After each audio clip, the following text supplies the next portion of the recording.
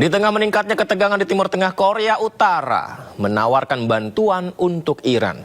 Dan tidak tanggung-tanggung, Korea Utara siap memasok rudal jarak jauh andalannya diberikan untuk Iran dalam menghadapi Amerika Serikat dan Israel. Informasi ini didapatkan dari televisi Korea Utara kemarin, pemirsa, di mana pemimpin tertinggi mereka, Kim Jong-un, mengatakan negaranya siap memasok rudal ke Iran jika Teheran meminta. Salah satunya, pemirsa, yang dipamerkan yang Anda lihat ini, pemirsa, sistem rudal balistik antar benua tercanggih, rudal Hwasong 20. Luar biasa besar sekali ya, di mana Kim juga menyebut satu rudal saja cukup untuk melenyapkan lawan-lawan Iran. Kim dengan tegas menyatakan dukungannya terhadap Iran, tak peduli setinggi apapun ketegangan dengan Amerika dan Israel. Korea Utara menyebut serangan gabungan Israel dan Amerika terhadap Iran ilegal dan merupakan bentuk pelanggaran kedaulatan Teheran.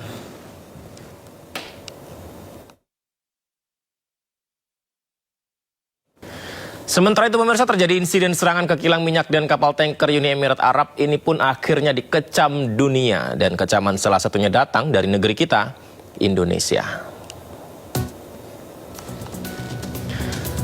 Diunggah di media sosial, pemerintah Indonesia melalui Kementerian Luar Negeri menyebut serangan tersebut bisa meningkatkan ketegangan di kawasan, merusak upaya gencatan senjata, mengacaukan rantai pasok dunia. Indonesia meminta seluruh pihak menahan diri dan menghormati gencatan senjata. Pemerintah menghimbau warga negara Indonesia di UEA, Uni Emirat Arab, tetap tenang, ikut arahan dari otoritas tempat serta KBRI di sana.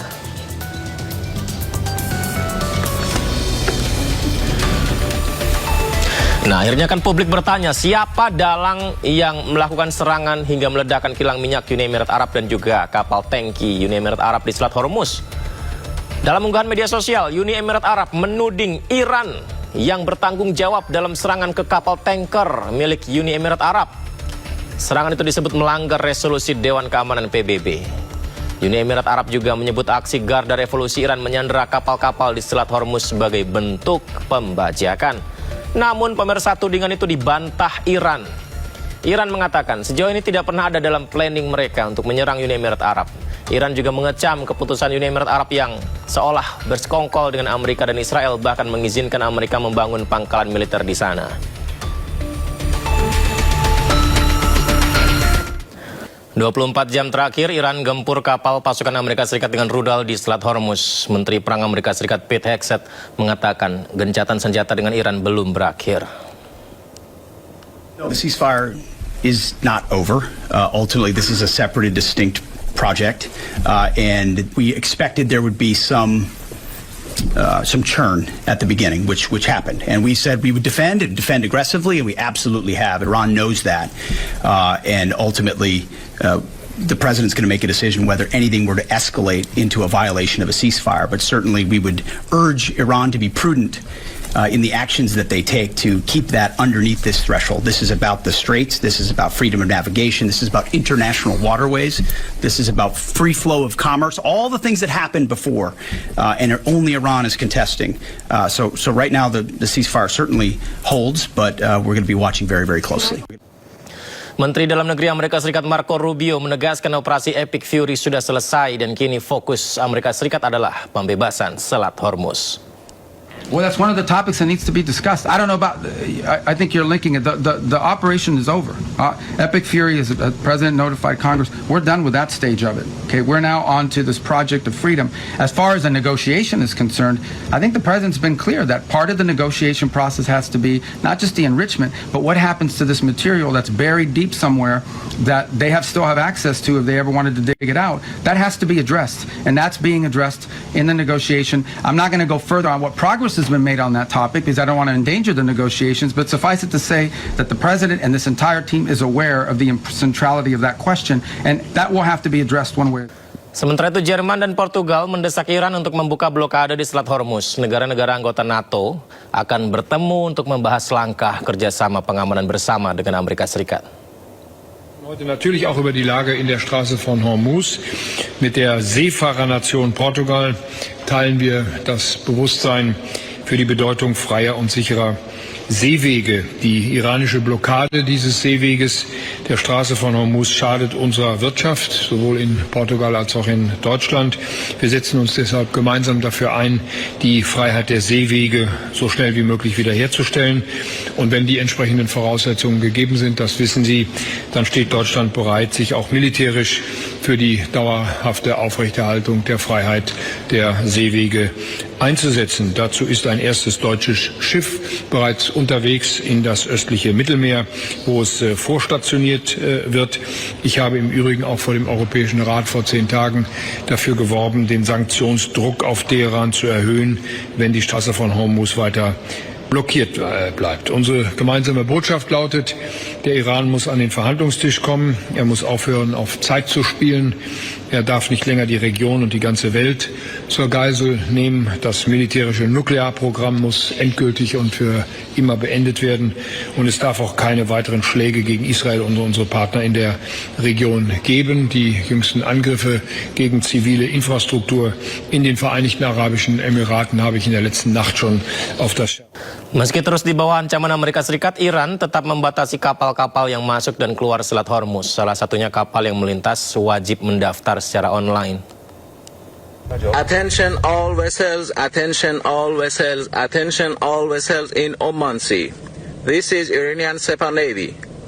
If you see any warship in your vicinity, keep a distance more than 10 miles from them because I'm ready to open fire on them without any warning. Iran terus membatasi lalu lintas kapal di Selat Hormuz. Sejumlah syarat baru pun dikeluarkan oleh pemerintahan Iran melalui Persian Gulf Straits Authority. Beberapa syarat diantaranya adalah kapal yang akan melintas wajib mendaftar secara online. Nantinya kapal ini akan mendapatkan email resmi dari Iran. Izin melintas hanya diberikan kepada kapal yang patuh atas seluruh poin dalam email tersebut. Iran juga menetapkan Selat Hormuz hanya terbuka untuk kapal dagang. Kapal militer dan kapal milik Amerika Serikat, Israel dan sekutunya tidak boleh melintas. Iran juga mengatur wilayah perairan yang bisa dilintasi dengan pengawasan ketat di bawah militer Iran. Pembatasan ini semakin membuat kondisi di sekitar Selat Hormuz memanas.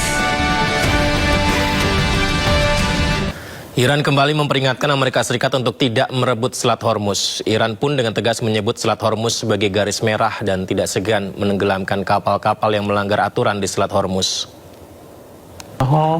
توجه بکنن جدی بگیرن اخطارها و هشدارهای سرلشکر عبداللهی رو رئیس قرارگاه ارشد که خاتم الانبیا رو اینا رو جدی بگیرن و قاعدتا اگر بی توجه باشن ما حتی نظرم رو دارم میگم ما حتی به قیمت جنگی دوباره تنگه هرمز رو از دست نخواهیم داد. امریکایی‌ها بفهمن تنگه هرمز خط قرمز ماست. امریکایی‌ها باید مطالعه بکنن این پایگاه به دردشون نمیخوره.